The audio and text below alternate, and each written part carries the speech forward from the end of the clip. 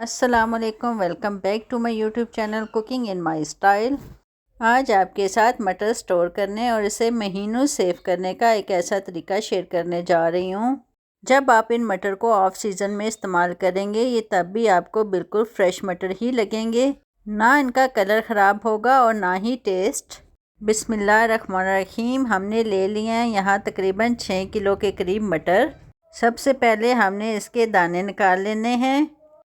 6 kilo मटर के दाने निकालना एक बड़ा टास्क था मेरे लिए, तो मैंने अपनी तमाम फैमिली को इसमें इन्वॉल्व किया। सबको ही मटर के दाने निकालना बहुत बोरिंग लग रहा था, तो मैंने साथ साथ उन्हें फ्रूट दिया ताकि वो मेरे इस काम में इन्वॉल्व रहें। हंसते हंसाते बातें करते काम का पता ही नहीं चला। बहुत से मटर के दाने हमने निकाल लिए थे, लेकिन अभी भी काफ़ी मटर बाकी थे। हमारे लाडले मिट्ठू ने भी किया मटर को खूब इंजॉय। चलें जी, यहाँ हमने सारे मटर के दाने निकाल लिए हैं। अब हम इसे किसी जाली वाले बर्तन में डाल के खुले पानी से अच्छे से वॉश कर लेंगे। इसके बाद फिर थोड़े थोड़े मटर लें और किसी गहरे बर्तन में पानी में डालें। इस तरह जो ख़राब मटर होंगे या छोटे साइज़ के मटर वो ऊपर आ जाएंगे। जो मटर के दाने पानी में तैरने लगे हमने उनको अलहदा कर लेना है। बस इसी तरीके को फॉलो करते हुए हम बाकी तमाम मटरों को भी वॉश कर लेंगे, क्योंकि मटर को लॉन्ग टाइम सेव करने के लिए हमें सिर्फ अच्छे मटर के दाने ही चाहिए। छोटे साइज़ के मटर के दानों को भी वेस्ट नहीं करना। आप इनका इस्तेमाल करें आज के सालन में। मटर स्टोर करने के लिए हमने देचके में ले लिया है तकरीबन 4 लीटर के करीब पानी। अब इसमें जाएंगे 2 चम्मच भर के चीनी के। 1 चम्मच इसमें नमक का जाएगा। नमक और चीनी के मिलाप से मटर लॉन्ग टाइम सेफ रहते हैं। इनका कलर भी ख़राब नहीं होता, इन पर रिंकल भी नहीं आते और ना ही इनका टेस्ट ख़राब होता है। बस जैसे ही पानी में उबाल आ जाए इसमें डालें मटर और फ्लेम को कर लें बंद।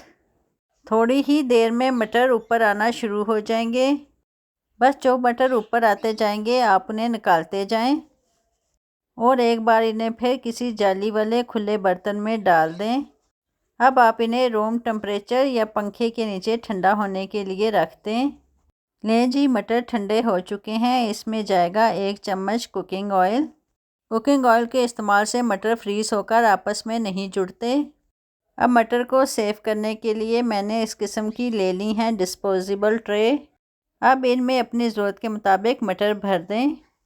आप एयर टाइट जार का भी इस्तेमाल कर सकते हैं, लेकिन मैं इन ट्रे को रैपिंग शीट से अच्छे से रैप कर लूँगी।